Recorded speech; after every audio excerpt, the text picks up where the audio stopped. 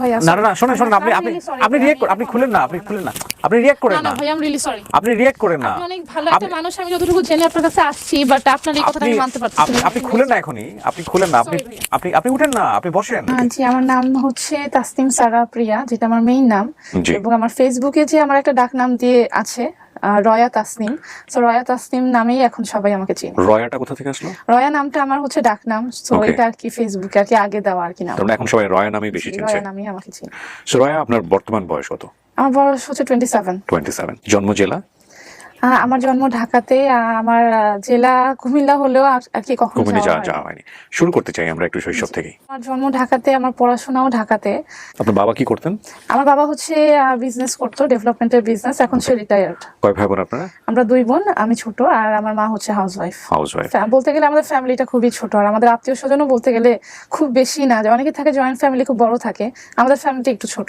আমাদের মানে বলার জন্য হোক বা আমাদের সামাজিক ভাবে হোক একটা ওয়ার্ড আমরা অ্যাকসেপ্ট করিনি যারা একটু রিলিজিয়াস তাদেরকে আমরা বলি কনজারভেটিভ সো আপব্রিঙ্গিংটা কি একটু কনজারভেটিভ হতে হয়েছিল লাইক রিলিজিয়াস আপনার পুরো ফ্যামিলি হ্যাঁ অবশ্যই আমার ফ্যামিলি যদি বলেন কনজারভেটিভ অ্যান্ড রিলিজিয়াস বোথ আমার বাবা 5 ওয়াক্ত নামাজ পড়ে আর যতটুকু আমি দেখে এসেছি আমি ছোটবেলা থেকেই দেখে এসেছি আমার বাবা 5 ওয়াক্ত নামাজ পড়তো আমার মা 5 ওয়াক্ত নামাজ পড়তো ছোটবেলার কথা বলতে গেলে আমি তো আমার বাবা মার ছোট মেয়ে সো অবশ্যই আমার দিকে সবসময় নজর রাখা ছিল আর হচ্ছে যে একটা আদরের বিষয় সবসময় পেয়েছি ফ্যামিলি থেকে যেহেতু ছোট মেয়ে ছিলাম মা বাবার দুজনের কাছ থেকে আদর পেয়েছি ফ্যামিলির কাছ থেকে আদর পেয়েছি আর স্কুল কলেজের মধ্যে ফ্রেন্ডদের সাথে সবসময় একটা ভালো সম্পর্ক ছিল এখনো আছে যেটা মাঝখানে একটু ছিল না তো এখনো ভালো সম্পর্ক আছে মোটামুটি সবাই যারা আমাকে চিনে পার্সোনালি সবাই বলতে পারবে যে না এই মেয়েটা যে খারাপ কি ভালো অ্যাটলিস্ট তারা বলতে পারবে যে আমি ওকে চিনি এবং এতটাও খারাপ মেয়ে না যতটা খারাপ করে এখন মিডিয়ার সামনে আমাকে বলা হচ্ছে স্কুলে আপনি কোন স্কুল আপনার প্রাইমারি পর্যায়ে বা হাই স্কুল পর্যায়ে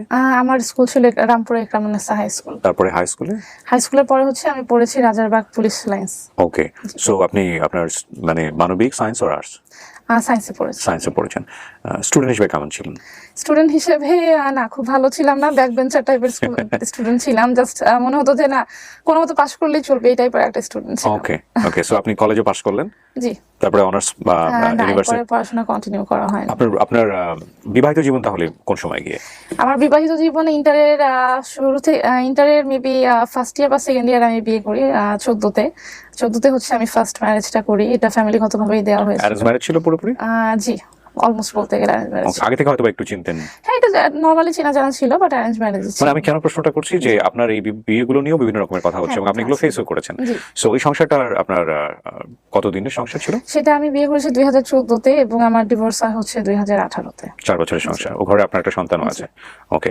যেই বিয়েটা নিয়ে আপনার অনেক বেশি আলোচনা হচ্ছে সেটা আপনার সেকেন্ড বিয়ে রাইট সেকেন্ড বিয়ে এটা করেছি হচ্ছে 2022 এর 25 নভেম্বর সো 18তে ডিভোর্স হওয়ার পরে 4 বছরের গ্যাপ জি ওকে ওনার কথা অনুযায়ী আমরা যেটা বলেছি অনেকগুলো বিয়ে করেছেন বা এরকম আসলে আপনার বিয়ে হয়েছে দুটো তাই এগুলো সম্পূর্ণ তার অপপ্রচার তার নিজের দোষ ঢাকার জন্য এখন আমাকেও দোষী করা হচ্ছে ওকে ঠিক আছে আপনার প্রথম বিয়ে নিয়ে আমরা তেমন কোনো কথা বলতে চাই না যদি আপনি ইন্টারেস্টেড না হন আপনি কি ইন্টারেস্টেড বলতে চান আপনি একটু কোনো কথাই বলতে চান আপনার দ্বিতীয় হাজবেন্ড যিনি ছিলেন ওনার নাম হচ্ছে এমডি রনি আরেকটা নাম আছে তার মুসা ভাই যেটা নামে অনেকে চিনে তার এলাকাতে বাট তার মেইন নাম হচ্ছে এমডি রনি উনি হচ্ছেন আরাবিয়ান বোরকা হাউসের ওনার আরাবিয়ান বোরকা কালেকশনের মালিক জি ওনার পরিচয়টা কিভাবে হয়েছে পরিচয়টা হচ্ছে আমার যখন 2018তে ডিভোর্সের পরে প্রত্যেকটা মানুষের একটা পকেট মানির বা সবকিছু একটা প্রয়োজন হয় তা আমার যখন মনে হলো যে না আমি এভাবে আমার কিছু একটা করা দরকার তখন এক আপুর প্রপোজে হচ্ছে আমি লাইভ প্রেজেন্টার হিসেবে কাজ শুরু করি লাইভ প্রেজেন্টার বলতে ফেসবুকে যে লাইভ প্রেজেন্টার মানে ফেসের যে লাইভ গুলো করা হয় সো অনেক পেজের সাথে অনেক ব্র্যান্ডের সাথে আমি কাজ করেছি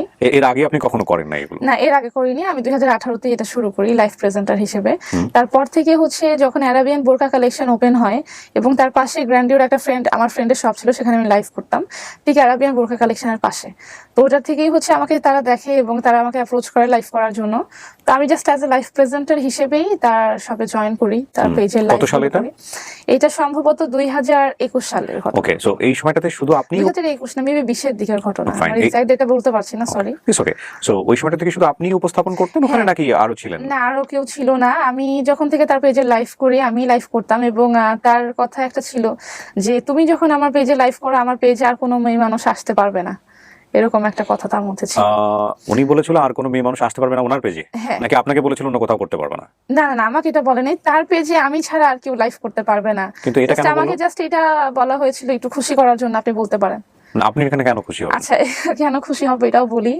কারণ আপনি তো এমপ্লয়ি, রাইট? সেই জন্য ফার্স্টে তো এমপ্লয়ি ছিলাম, তার সাথে যখন তার শপে যখন আমি লাইভ করতে গেলাম অ্যাজ এ ওনার হিসেবে, তার সাথে আমার পরিচয় হলো। সেই পরিচয়টা থেকে শুরু করেই হচ্ছে সে আমার পিছে লেগে গেল, রেগুলার ফোন নাম্বার নিল, রেগুলার Okay. ফোন দিত, কথা হতো, মাঝে মাঝে ফোন ধরতাম, মাঝে মাঝে ফোন ধরতাম না। প্রথমে টোটালি ইগনোর করছি, ওকে। পরে যখন আস্তে আস্তে মানে থাকে না যে হাল ছাড়বো না এরকম একটা অবস্থা, তার মধ্যে যখন এরকম একটা হাল ছাড়বো না অবস্থাটা সে শুরু করলো, ফোন থেকে আস্তে আস্তে তার সাথে আমার কথাবার্তা শুরু আপনি হয়। তখন সময় দিতেন তাকে? হ্যাঁ, আস্তে আস্তে। এটা আসলে খুব বেশি হুটহাট করে যে দিয়েছি তা না। প্রথমে মনে হলো যে সে তো একটা শপের মালিক। তারপরে যখন আস্তে আস্তে তার সাথে আমাকে ফোন বারবার দিত, বা তার শপে গেলে দেখা যেত যে সে যেদিন জানতো যে আমি আজকে লাইভ করবো সে এসে বসে থাকতো। আচ্ছা। দেখা যেত যে সপ্তাহে 2 দিন যদি আমি লাইভ করি, 2 দিনই তার সাথে আমার তার শপে দেখা হতো। ওকে। তো এই যে আর কি একটা মানে এসে কথা বলতো, এই সেই খুব সুন্দর লাগতেছে, খুব ভালো করে করতেছো, এই সেই আসো কিছু খাওয়া, এই সেই করতে করতে। রয়া, আপনাকে যে রেমুনারেশন দিত বা আপনার ওই সময় যে রেমুনারেশন পেতেন, এটা দিয়ে কি মানে সংসার চালানোর মতো? না না, এটা সংসার চালানোর কিছুই না, এটা আমার পার্সোনাল খরচের জাস্ট একটা পার্ট ছিল, শুধুমাত্র পার্সোনাল খরচে, সংসার চালানোর না। আচ্ছা, তার মানে আপনি এই কাজটাই করতেন শুধু, নাকি পাশাপাশি অন্য কিছু না, করতেন? পাশাপাশি অন্য কিছু করতাম না, এটা জাস্ট আমি একটা পার্ট টাইম জব হিসেবে বলতে পারেন। জাস্ট আমার নিজে টুকিটাকি একটু খরচের জন্য এই কাজটা আমি আমার সংসার তো আমার বাবা আছে আর আমরা নিজের ফ্ল্যাটে থাকি। ওকে। আর আমরা হচ্ছে আমার আরেকটা ফ্ল্যাটের থেকে আমরা ভাড়া পাই, আমার বাবাও আছে। সো সংসারের খরচ নিয়ে আসলে আমার কোনো টেনশন টেনশন করতে নাই। হতো না। জি জি। হ্যাঁ, তো এই হচ্ছে আস্তে আস্তে দেখা রেগুলারই হতো, বা হঠাৎ একদিন ডাক দিল যে আজকে যদি কাজ না থাকে আসো একটু দেখা করি।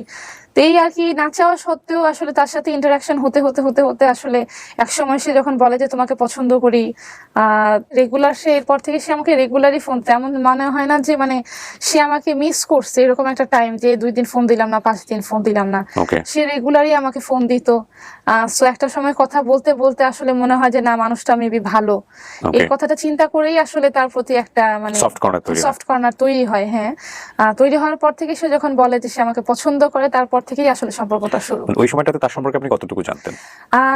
না, আসলে এটা যদি বলেন আমি অবশ্যই তার সম্পর্কে খুব বেশি কিছু জানতাম না। আমি এতটুকুই জানতাম যে সে আরাবিয়ান বোরকা কালেকশনের মালিক। আর যতটুকু সে আমাকে বাহ্যিকভাবে দেখিয়েছে যে খুব ভদ্র একটা মানুষ, নামাজি একটা মানুষ। সে আমাকে বলেছে যে সে কয়েকবার হজ করেছে, এরকম একটা মানুষ হিসেবেই তার প্রতি আমার ধারণা চিন্তা হয়েছে। বাট আমি তো আসলে পার্সোনালি তার বিরুদ্ধে কোনো খোঁজ খবর নেই বা সে কি করে না করে, আসলে মানুষটা কেমন।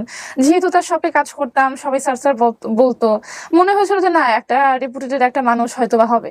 এই চিন্তাটা থেকেই আসলে তার সাথে মেশাটা আমার স্টার্ট হয়ে যায়। আচ্ছা, সে আপনাকে পছন্দ করলো, তার আগ পর্যন্ত আপনি তার ম্যারিটাল স্ট্যাটাস বা সে কি করে এগুলো কিছু জানতেন না? না, জানতাম না বলতে সে আমাকে বলেছিল যে তার একটা ওয়াইফই আছে।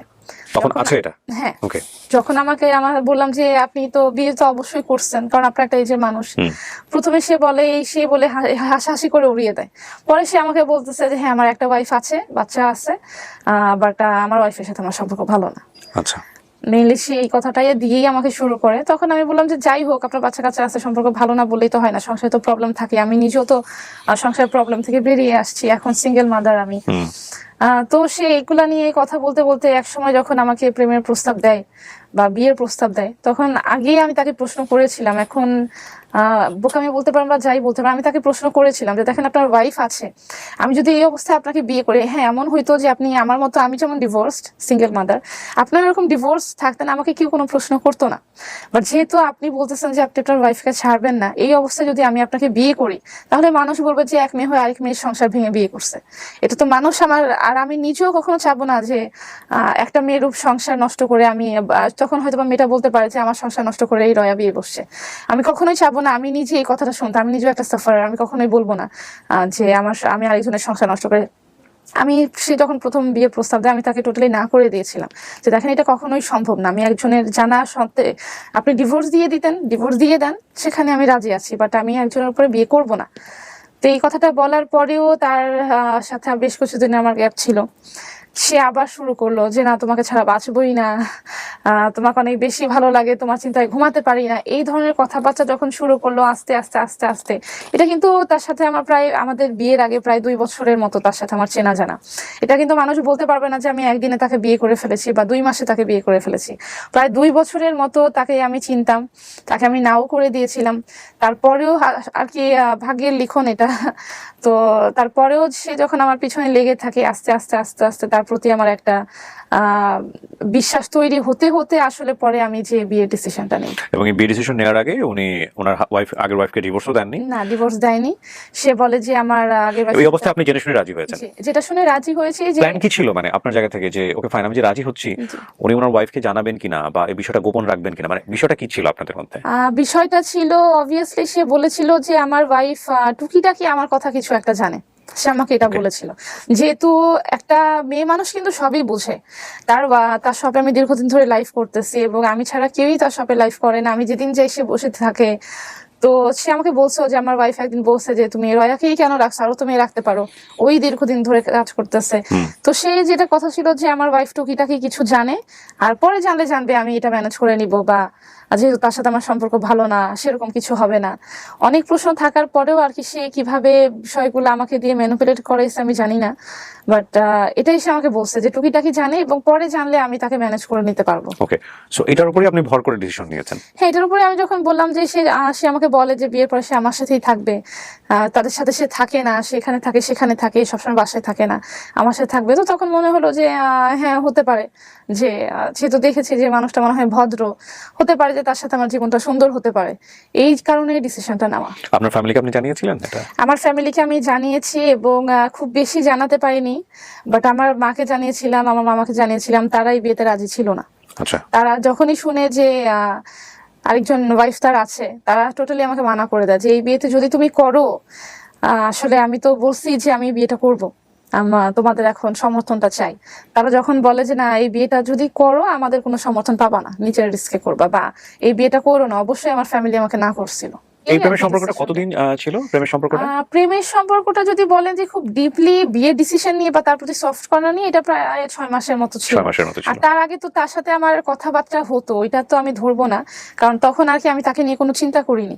বাট লাস্টলি যে 6 মাসের মধ্যে তার সাথে আমার কথাবার্তা হয়েছে, সে একদম মানে বলে না যে জেকে বসে যে না বিয়ে করতেই হবে, বা তুমি আমাকে বিয়ে করো, আমি তোমাকে ভালো রাখবো, তুমি আমার কাছ থেকে কোনোদিন, আমার দ্বারা তোমার কোনোদিন ক্ষতি হবে না, যত রকমের কথা বলা একটা মেয়ে মানুষের মন ভুলানো যায়, সে সব কথা আমাকে বলছে। বিয়ের প্রস্তাবটা তার দিক থেকেই ছিল? অবশ্যই তার দিক থেকে ছিল।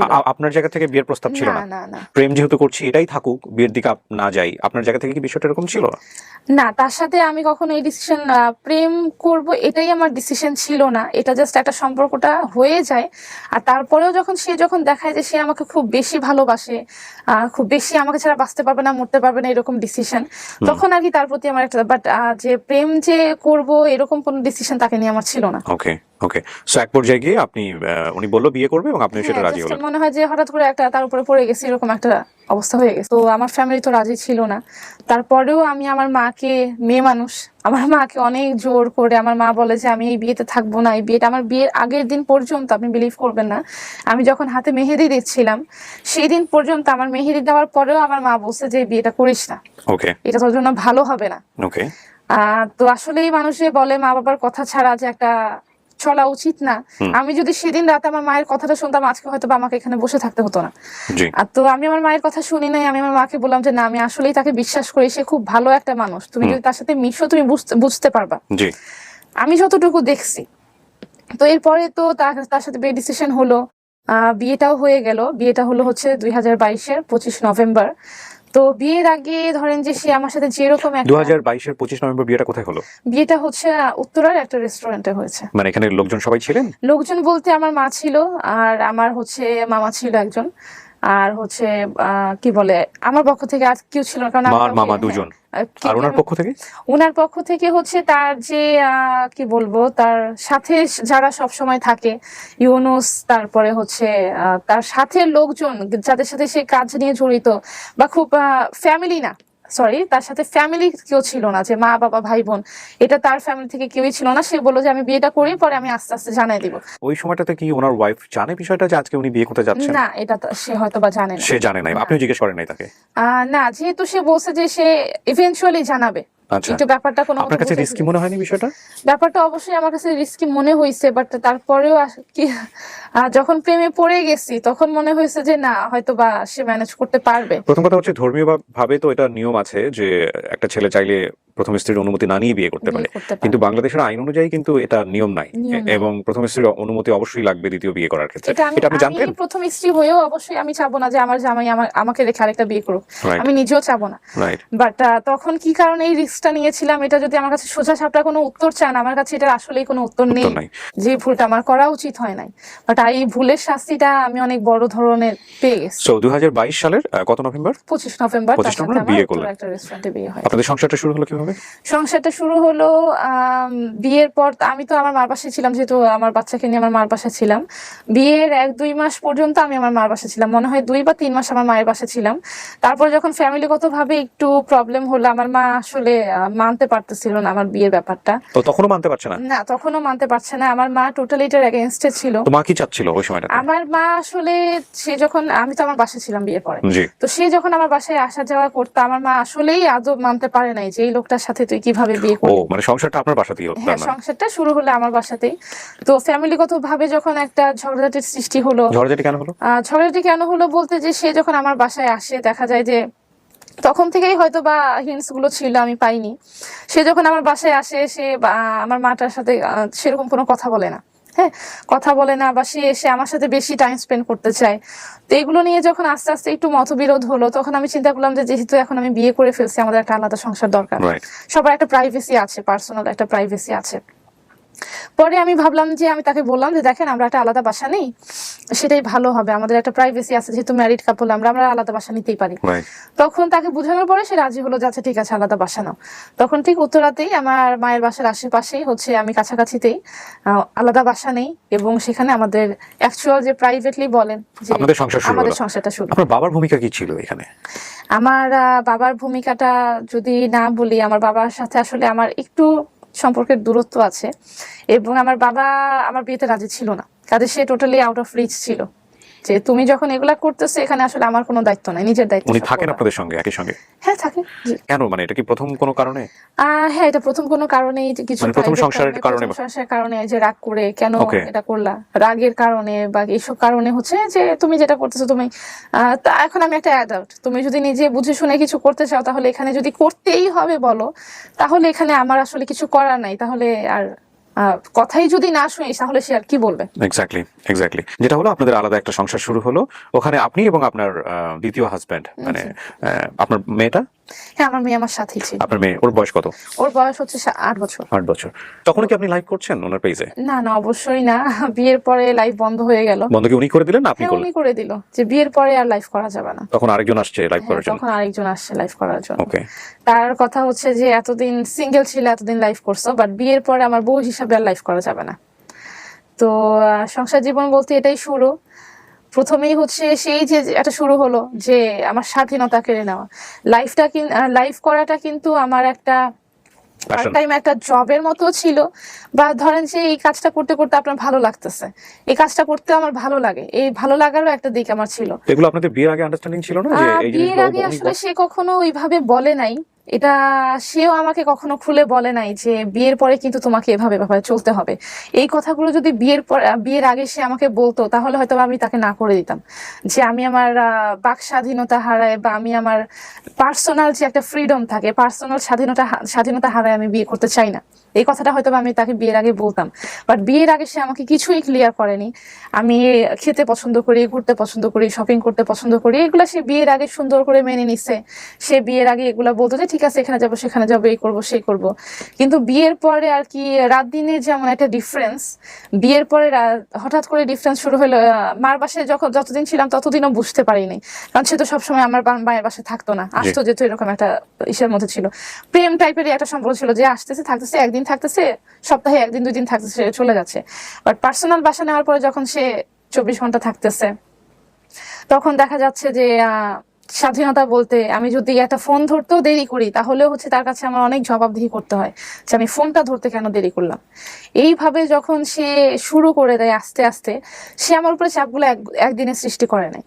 সে চাপগুলো খুব আস্তে আস্তে সৃষ্টি করে। প্রথমত হচ্ছে আমার মেয়েটাকে নিয়ে, যখনই সে বিয়ের পরে আমাদের সংসার আলাদা হওয়ার পরে বাসায় আসা শুরু করে, প্রথমে দেখাচ্ছে যে সে আমার মেয়েকে খুব ভালোবাসে, আমার মেয়েকে খুব আদর করে, এসে জড়ায় ধরে ছবি তুলে এই করে সেই করে, বা হাতে কিছু নিয়ে আসে, বাচ্চাটার জন্য খাবার নিয়ে আসে। বাট বাসায় যখন যাওয়া হলো তখন দেখা গেল যে ডিফারেন্সটা বোঝা যাচ্ছিল, যে সে চাচ্ছে আমার সাথে বেশি টাইম স্পেন্ড করতে, বাট আমি তো একজন মা, আমার বাচ্চাকে তো আমি না খাওয়াই বসায় রাখতে পারবো না, বা আমার বাচ্চা আমাকে চাচ্ছে, আমি আমার বাচ্চাকে রেখে তো আমার হাজবেন্ডের দিকে আমার মনোযোগটা বেশি থাকবে না। একটা মা বাবা হওয়ার পরে তার বাচ্চারাই থাকে তাদের মেন প্রায়োরিটি। তো সে যখন দেখতেছিলাম যে সে আমার আসলে তার সাথেই টাইমটা বেশি স্পেন্ড করতে হবে, আমার বাচ্চাকে খাওয়াইতে গেলেও দেরি হচ্ছে কেন, তাড়াতাড়ি আসো, এই করো সেই করো, তাড়াতাড়ি ঘুম পাড়াও, এটা সেটা, তখন আস্তে আস্তে মনে হচ্ছিল যে আমি কি বাচ্চাটাকে নিয়ে এসে তাকে বিয়ে করে কি আসলেই ভুল করে ফেলছি। তারপরে শুরু হলো যে আমার স্বাধীনতা, যেমন সে যেমন আগে বলে নাই, বিয়ের আগে বলে নাই যে তুমি লাইফ টাইফ করতে পারবা না, বা তুমি যে এই যে আমি একটু মন মতো এখানে যাই সেখানে যাই, এখানে যাই শপিং করি, এই করি সেই করি, বিয়ের আগে কিন্তু সেগুলো আমার কাছে ক্লিয়ার করেনি। পরে বিয়ের পরে হঠাৎ করে আমার তো বউ হয়ে গেছে, এখন তার লাইফ করা চলবে না, এখন তো এই শপে তুমি ম্যাডাম হয়ে গেছো, ম্যাডাম তো আর লাইফ করতে পারবে না। মেনে নিলাম, ঠিক আছে, যেহেতু তাকে বিয়ে করে ফেলছি, লাইফ করবো না, আচ্ছা ঠিক আছে মেনে নিলাম। তারপরে হঠাৎ করে আসলো যে এত কেন ঘুরতে বের হতেছ, বা হঠাৎ করে যে একদিন আমার ফ্রেন্ডের সাথে বের হবো। ফ্রেন্ডদের সাথে কেন বের হবা? ফ্রেন্ড বলতে আমার মেয়ে ফ্রেন্ড, আমার স্কুলের বেস্ট ফ্রেন্ড, কলেজের বেস্ট ফ্রেন্ড, আমার ফ্রেন্ডের সাথে যদি বের হবো, কেন ফ্রেন্ডদের সাথে কেন বের হতে হবে? আমি তো তোমাকে ঘুরতে নিয়ে যাবো। উনি ঘুরতে নিয়ে যেতেন? প্রথম ছিল, আস্তে আস্তে এগুলো স্টপ হয়ে যায়। সে মানে খুব আস্তে আস্তে আমার উপরে চাপগুলো প্রয়োগ করছে, একদিনে না যে একদিনে সব অফ করে দিলাম। পরে আমি যখন বললাম যে দেখেন আপনি আমার হাজবেন্ডের সাথে আমি যতই ঘুরি না কেন, আমার ফ্রেন্ডদের সাথে যে আমি একটা টাইম স্পেন্ড করবো, বা আমি ফ্রেন্ডদের সাথে যে একটা হাসি দিব, ফ্রেন্ডদের সাথে যে একটা জোকস শেয়ার করবো, সেটা তো আমি আপনার হাজবেন্ডের সাথে তো কখনোই করতে পারবো না। তার একটা কথা হয়ে গেল যে না, ফ্রেন্ডদের সাথে দেখা করা যাবে না, তোমার যদি মন চায়, খুব বেশি মন চায়, তুমি তাদেরকে বাসায় ডাকবা, বাট বাইরে যেতে পারবা না। তখন থেকেই আসলে কেমন যেন লাগলো যে আমি এটা কেমন একটা লাইফ বেছে নিলাম, যে আমি আমার ফ্রেন্ডদের সাথে কোথাও ঘুরতে যেতে পারবো না, একটা রেস্টুরেন্টে বসতে পারবো না, আসলে তাদেরকে আমার বাসায় নিয়ে আসতে হবে, বাসার বাড়ি দেখা করতে পারবো না। এটা কেমন একটা ঘটনা হয়ে গেল। আপনার 4 বছরের যে সংসারটা ছিল, প্রিভিয়াস সংসার, এটা আপনাদের মধ্যে যখন সেকেন্ড যে সম্পর্কটা, যখন ওনার সঙ্গে আপনার প্রেমের সম্পর্কটা ছিল বা বিয়ে পরবর্তীতে, আপনারা কি দুজন ডিসকাস করেছিলেন যে আপনার সংসারটা কেন ওখানে ভেঙে গেল, বা ওখানে প্রবলেমগুলো কি ছিল, এই বিষয়গুলো ওনাকে জানাতেন? আমার সাথে ওখানে কি প্রবলেমগুলো ছিল আমি তার সাথে ডিসকাস করেছিলাম, এবং সে আমাকে এটা প্রমিস করেছিল যে তুমি ওখানে যে টাইপের প্রবলেম ফেস করছো, এই টাইপের প্রবলেম কখনোই আমার সাথে ফেস করবা না। সেম প্রবলেমগুলো কি আপনার লাইফে এখানে হচ্ছিল? হ্যাঁ অবশ্যই, তার চেয়ে বেশি হচ্ছিল।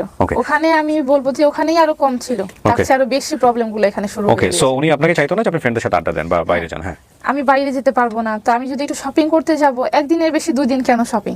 তো একটা সময় যখন বললাম যে আপনি তো জানেন আমি শপিং করতে পছন্দ করি, কেনাকাটা করতে পছন্দ করি, সে বলতেছে যে তোমার তো অলরেডি কেনাকাটা আছে, বা আমার সব থেকে তুমি এটা আনছো সেটা আনছো, জাস্ট ইউজুয়ালি বলতেছি, তারপরে কেন তুমি শপিং করতে যাবা?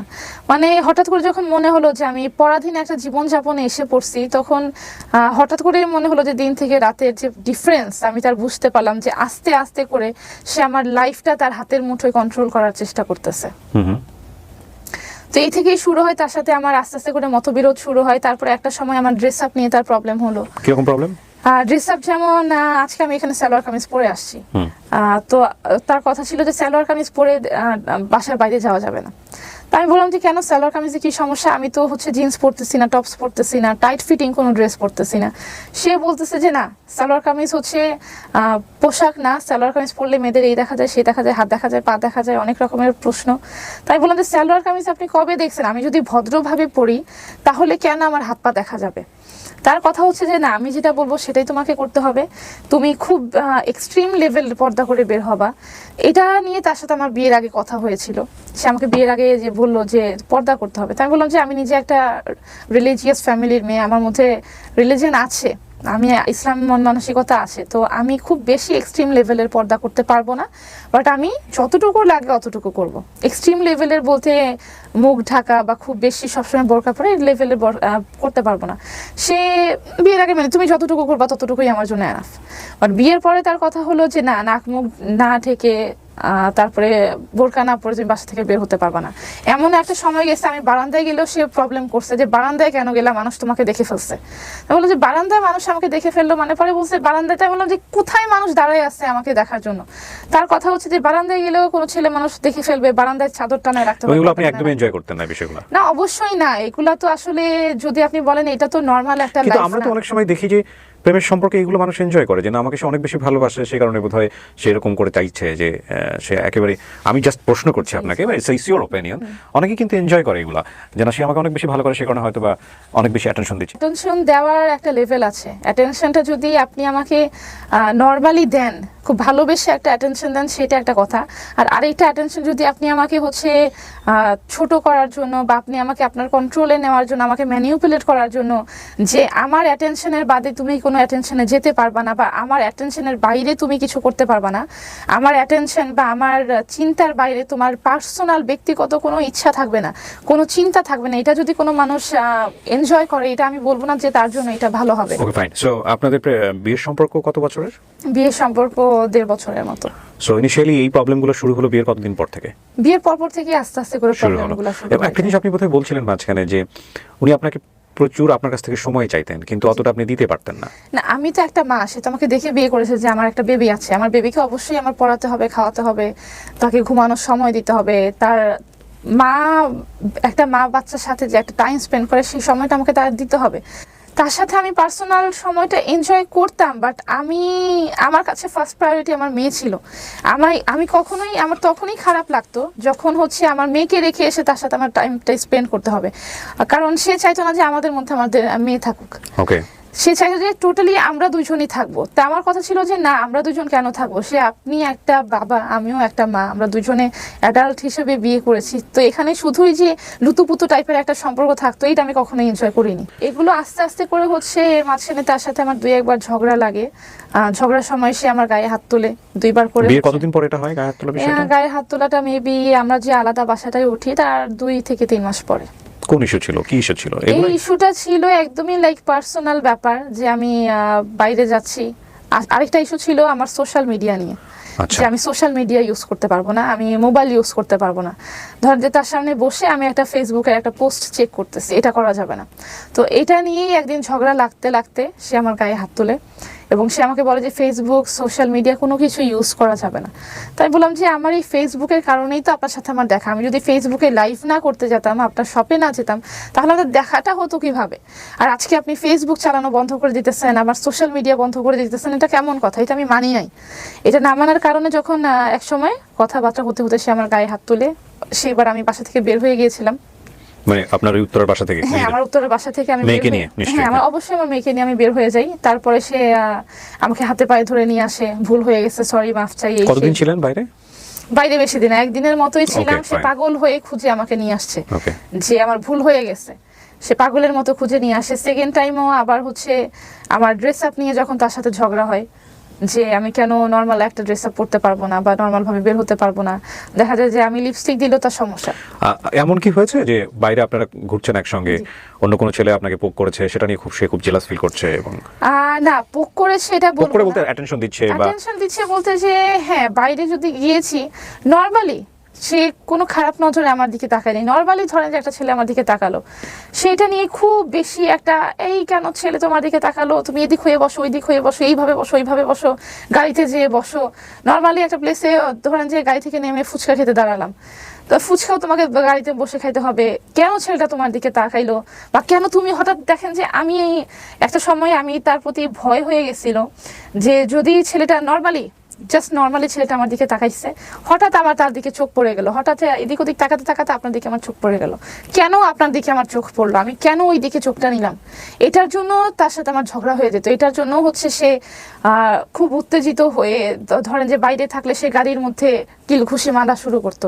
যদি বাসায় এইগুলো নিয়ে বাসায় আসতাম, সে ভাঙচুর করার চেষ্টা করতো, যে কেন তোমার চোখটা ওই দিকে যাবে, ছেলে মানুষ, তুমি এদিকে তাকায় থাকবা, তুমি ঠিক আমার দিকে তাকায় থাকবা, তুমি অন্য দিকে চোখ সরাতে পারবা না।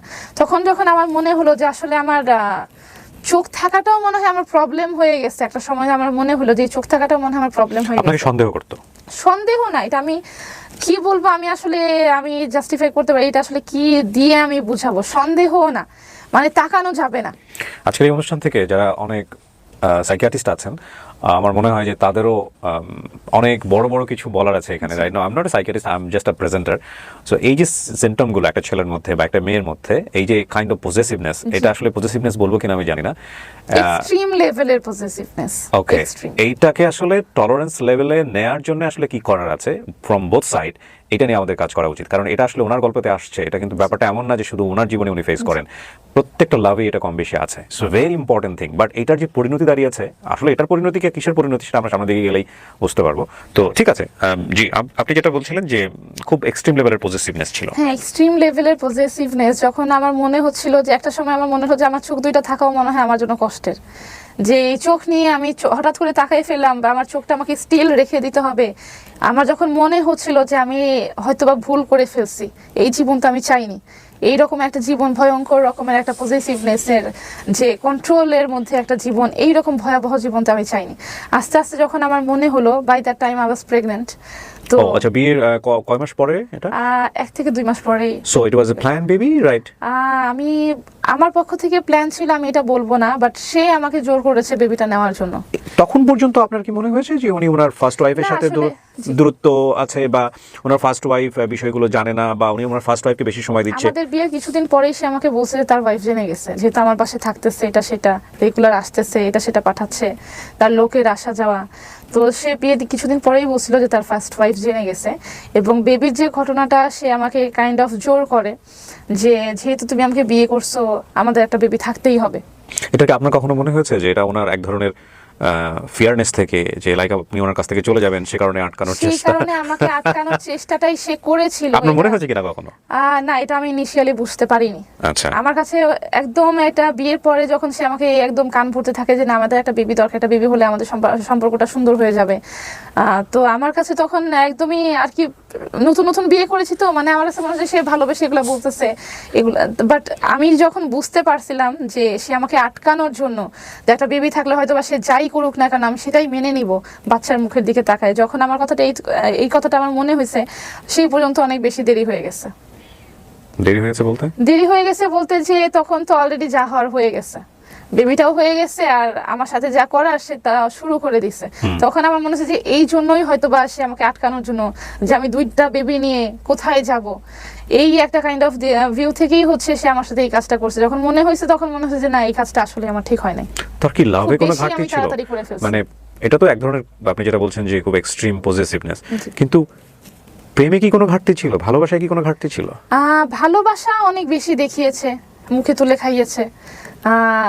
এখন এই সে চেহারাই সে কেটে দিচ্ছে, এটাই আসলে, এগুলো বলতে গেলে আমার খুবই কষ্ট হবে। লাভিং জিনিসগুলো সে অনেক দেখাইছে, যে এই সে এত ভালোবাসি, খুব বেশি কেয়ারিং একটা সাইড যখন মানুষ দেখায়, সে সেটা দেখাইছে, এবং এই কেয়ারিং সাইডটার জন্যই তার প্রতি আমি ফল করেছিলাম। ওকে, এটা বিয়ের পরে ছিল? বিয়ের পরে কিছুদিন ছিল না আমি বলবো না, কিছুদিন ছিল, বাট আস্তে আস্তে এই জিনিসগুলো সরায়, আস্তে আস্তে সে হচ্ছে আমাকে চাপ দেওয়ার চেষ্টা করতেছিল। মানে আপনিও রিভল্ট করা শুরু করলেন, উনিও আমি এক্সট্রিম তো হওয়া শুরু? অবশ্যই, সে যখন আমাকে এই কথাগুলো বলতো, আমি তো অবশ্যই তার সাথে কথাগুলোর রিপ্লাই দিতাম। এবং একটা সময় যেটা হলো, যে সে যখন বাসায় ভাঙচুর শুরু করলো, একটা সময় আর কি, ভাঙচুর বলতে কি কি ভাঙতো? সে বাসায় গ্লাস বাটি ভাঙতো, সেইটা ফ্রিজ ধরে টান দেওয়ার চেষ্টা। এটা আপনি করতেন কখনো? না, আমি কখনোই করি না। উনি ভাঙতো? ভায়োলেন্স আমি কখনোই পছন্দ করি না। ওকে, সে দেখা গেছে যে সে, আপনার দিক থেকে এক্সট্রিম ভায়োলেন্স কি ছিল? লাইক ও শাউট করতো? হ্যাঁ, সে শাউট করতো। আপনি করতেন? আমি করিনি, তার Okay. সাথে আমি শাউট আসলেই করিনি। কারণ কি, আমার আমি যে বাসাটা, একটা ভাড়া বাসায় উঠেছি, এই বাসাটায় আমি নতুন নতুন আসছি, রাইট। এই বাসাটায় এসেই যদি আমি এখন চিল্লাচিল্লি শুরু করি, সে তো অলরেডি চিল্লাচ্ছে, আমার মধ্যে ছিল যে বাড়িওয়ালা যদি শুনে ফেলে আমার মান সম্মানটা কোথায় যাবে। তাকে আমি অলরেডি, আমার বাড়িওয়ালাকে আমি অলরেডি বলে বাসাটা ভাড়া নিয়েছিলাম, যে 2-4টা রুট পরেই হচ্ছে আমার কাছাকাছি নিজের বাসা, হ্যাঁ, আমার নিজের বাসা, মায়ের বাসা, আমার পার্সোনাল ফ্ল্যাট। তো তারা যখন জানবে যে এইরকম একটা সব ফ্যামিলিকে আমি ভাড়া দিলাম, যে তারা এসে মারপিট ঝগড়াঝাটি শুরু করলো, সে অলওয়েজ যখন ঝগড়া শুরু করতো, এটা সেটা টান দিতে যেত, ফ্রিজ ধরে টান দিয়ে ফেলতে যাচ্ছে, সোফা ধরে টান দিয়ে ফেলতে যাচ্ছে, এটা করতে, মানে তাকে আমার ধরতে হতো যে প্লিজ প্লিজ আপনি থামেন। তখন তাকে আমার থামাতে হতো। একটা সময় দেখা যেত যে আমি যদি ফার্স্টে বলতাম যে না আমি এটা করবো না বা এটা আমার পছন্দ হচ্ছে না, সে যখন এগুলো শাউট করতো আর দেখা যেত যে আমি জাস্ট টোটালি সাইলেন্ট হয়ে যেতাম শুধুমাত্র এই ভয়ের কারণে। আপনার বাচ্চাটা তখন আপনাদের সঙ্গে? আমার বাচ্চাটা তখন আমার সঙ্গে। ও ট্রমার মধ্যে চলে যাওয়ার কথা? অবশ্যই সে ট্রমার মধ্যে চলে গেছে। আমার লাইফের একটা ভুল ডিসিশন আমার বাচ্চাকে ট্রমার মধ্যে ফেলে দিছে, আমি নিজে ফেলছি। এটার জন্য আমি মা হিসেবে যখন আপনাদের মধ্যে চিল্লাচিল্লিগুলো হতো বা মারামারিগুলো হতো তখন কোথায় থাকতো ও? তখন আলাদা রুম ছিল, আলাদা রুমে থাকতো এবং সে কান্নাকাটি করতো ভয়ে। আপনারা কি এগুলো কখনো মিনিমাইজ করার চেষ্টা করতেন, লাইক দুজনে গিয়ে বাবা আমাদের মধ্যে এটা হচ্ছে তুমি কিছু মনে করো না বা এরকম কোনো কিছু করতেন, নাকি জাস্ট ও ঝগড়াঝাটি করে চলে যেত, আপনি আপনার রুমে যেতেন, পরবর্তীতে আপনার বাচ্চা জিজ্ঞেস করতো, মানে ওর প্রেজেন্সটা কি থাকতো আসলে? আমার বাবুর প্রেজেন্সটা আমার বাচ্চাটা এত ভয় পাইতো। আমার বাচ্চাটা সে যখন দেখতো যে মানে আমি মানে কিছু কিছু সময় মানুষ বলে না যে আমার বাচ্চাটাকে আমি অনেক তাড়াতাড়ি বড় করে ফেলছি, আমার সেই 7 বছরের বাচ্চাটাকে সে যখন বুঝতো যে আমরা ঝগড়াঝাটি করতেছি সে নিজেই সামনে আসতো না। যখন দেখা যেত যে রনি বাসা থেকে বের হয়ে গেছে, আমি নিজে ওর কাছে গেছি, তখন সে আমার কাছে আসতো। ওর এটা ছিল যে আম্মু কি হয়েছে, মামা কি হয়েছে, কেন ঝগড়াঝাটি হইলো, মামা বাবা কি চলে গেছে, বাবা বলে ডাকতো, আমি শিখাইছিলাম যে বাবা বলে ডাকবা। তখন বলতো যে বাবা কি চলে গেছে, কেন ডাক হইলো, মামা তুমি কান্নাকাটি করতেছো কেন, এই সেই। মামা ওর কি ওর বাবার সঙ্গে যোগাযোগ ছিল? হ্যাঁ, এটাও আরেকটা সমস্যা। তার বিয়ের আগে তো সে আমাকে জেনেই বিয়ে করছে যে আমার একটা বেবি আছে, বেবিকে মেনে বিয়ে করছে। বিয়ের পরে সে এটা আমাকে বিয়ের আগে বলে নাই যে তার বাবার সাথে তাকে কোনো যোগাযোগ করতে দেওয়া যাবে না। বিয়ের পরে সে আমাকে কিছুদিন পরে বলে যে ওকে ওর বাবার সাথে যোগাযোগ করতে দেওয়া যাবে না। পরে যখন এই বিষয়টা নিয়ে আমি না করলাম যে তার সাথে তো আমার কোনো সম্পর্ক নেই, তাকে তো আমি ছেড়েই আসছি, আমি তো আপনাকে বিয়ে করেই ফেলছি, এমন না যে আমি এখন সিঙ্গেল আছি, আমি তো আপনার অলরেডি ওয়াইফ। একটা মা বাবা হিসেবে অবশ্যই আমাদের কথা হতে পারে, এবং এটা শুধুমাত্র অ্যাজ এ মাদার ফাদার একটা বাচ্চার জন্য। সেই ব্যাপারটা একটা সময় টোটালি না করে দিল যে 1 মাস 2 মাস পরে যে না ওর বাবার কাছে যেতে পারবে না। তখন আমি যখন বললাম যে কেন, আমার সাথে তো তার কোনো কথা হচ্ছে না, দেখা হচ্ছে না, সে আমি বিয়ে করে ফেলছি, আমি আমার মতো লাইফে আছি, ওর বাচ্চার সাথে কেন, আমার বাবা কেন ওর বাবা সরি আমার বাচ্চা কেন ওর বাবার সাথে দেখা করতে যেতে পারবে না। তখন সে বললো যে এখন থেকে আমি বাবা, ওর বাবার সাথে কোনো রকম যোগাযোগ সে করা যাবে না। এবং তার কথা শুনে, তার রাগের কারণে, জিদের কারণে আমি প্রায় অনেক দিন আমার বাচ্চাকে দেখাটা কিভাবে হতো, বাচ্চা দেখাটা হতো হচ্ছে তার যে লোকজন ছিল, আমি বাচ্চাকে রেডি করে দিতাম, তার আগের লোকজন নিয়ে ওর বাবা একটা জায়গায় দাঁড়াতো, তার লোকজন নিয়ে বাচ্চাটাকে দিয়ে আসতো। আবার যখন ওদের ঘোরাফেরা শেষ, সারাদিন টাইম স্পেন্ড শেষ, তখন তার লোকজন নিয়ে আপনার এক্স হাজবেন্ড কখনো আপনার সামনে আসেনি বা বিয়ে নেওয়ার জন্য? না, আমার বাসার সামনে আসেনি। তখন যে তারই লোকজন যে হচ্ছে আমার বেবিকে পিক করে নিয়ে আসতো। লোকজন বলতে তার সাথে যারা কর্মচারী ছিল, লাইক তার এটা কর্মচারীর কাছে 7 বছরের একটা মেয়ে বাচ্চা হয়ে ছাড়া এটা তো ঠিক হয়নি। বাট আমার কাছে কোনো উপায় ছিল না, সে বসতে তার কাছেই দিতে হবে। সে আমার ভরসার মানুষ, সে তারা সবসময় আমার সাথে থাকে, কখনোই কিছু হবে না, তুমি নির্ভরসায় ওকে দিতে। ওনার কি আরেকটা সংসার আছে ওই সময়টাতে, মানে আপনার এক্স হাজবেন্ডের? হ্যাঁ, তার তো সংসার আছেই, সে তো ডিভোর্স দিয়ে আমাকে। সো আমরা বাচ্চার ভরণ পোষণ দিত উনি? হ্যাঁ, বাচ্চার ভরণ পোষণ তখন পর্যন্ত উনি বাচ্চার ভরণ পোষণ দিয়ে যাচ্ছে? ভরণ পোষণ বলতে লাইক স্কুলের খরচ এগুলো সমস্ত কিছু সে বিয়ার করে চলেছে। এক্ষেত্রে আপনার প্রেজেন্ট হাজবেন্ড যিনি ছিলেন তার বক্তব্য কি ছিল যে আমি খরচ সমস্ত কিছু দিব, কন্ট্যাক্ট অফ করে দাও? ও আচ্ছা, আপনি আমার এক্স হাজবেন্ডের কথা জিজ্ঞেস করছেন। আমি বুঝতে পারি, আপনি বলেন, আবার কোনো সমস্যা নাই। আমার এক্স হাজবেন্ড বিয়ের পর কিছুদিন হচ্ছে মেবি দিছে, কিছুদিন, এটা খুব রেগুলার না। বাট ওই যে সে যখন আমার হাজবেন্ড রনি, সে যখন বলে দেয় যে না ওর বাবার সাথে দেখা করতে যেতে পারবে না, তখন হচ্ছে খরচ নেওয়া সে বন্ধ করে দেয়, যে ওর সব খরচ আমি দিব। কারণ সে যখন বলবে যে আমি সব খরচ দিচ্ছি, আমি সব দিচ্ছি, তাহলে কেন ওর বাবার সাথে দেখা করতে যেতে দিবা? তো এই কাজটাই সে করে, সে বলে যে ওর যা লাগে সব আমি দিব, বাট ওর বাবার কাছেও যেতে পারবে না। এই একটা কারণে হতে যে আচ্ছা ঠিক আছে আমিও মেনে নেই। তো কিছুদিন আসলেই তার কথা শুনে আমার মেয়ে তার বাবার কাছে যেতে পারে নাই, এবং এটা আমার মেয়ে ভীষণভাবে মিস করতো, যে বাবাকে মিস করতেছি, মামা আমি একটু বাবার কাছে যেতে চাই। ওর বাবার এটা কি ছিল তখন? ওর বাবা অবশ্যই ফোন টোন দিত, ওর বাবার আপনারা রেসপন্স করতেন না? আমি নিজের সংসার বাঁচানোর জন্য আমি ওর বাবার ফোন টোন ধরতাম না। একটা সময় বলে দিলাম যে না মারি আমার তোমার সাথে দেখা করতে আসবে না। আপনাদের কোনো কাস্টাডি হয়েছে আপনার আগের বাচ্চা নিয়ে? না, কোনো কাস্টাডি বা কিছু আইনগতভাবে কিছু হয়নি। আপনাদের মধ্যে মিউচুয়াল ডিসিশন কি ছিল? মিউচুয়াল ডিসিশন এটাই ছিল যে আমার মেয়ে আমার কাছে থাকবে, এবং সেটা মেনে নেয় যে ছোট একটা বেবি নিয়ে আমি কি করব। ওকে, সো কেই বা পালবে আমার বেবিটা, সে একা থাকে, তার মা থাকে। তো আপনার বেবির জন্য হলেও আপনার আগের হাজবেন্ডের সাথে আপনার কনভারসেশন করতে হতো এবং কথাবার্তা বলতে হতো, এবং যেটা আপনার বর্তমান হাজবেন্ড পছন্দ করতো না। একটা সময় সে তার সাথে দেখাশোনা সবই অফ করে দেয়, এবং আমিও দেখা যায় যে তার কথা শুনে বাচ্চাটার সাথে, তার বাবার সাথে দেখা করা বন্ধ করে দিই।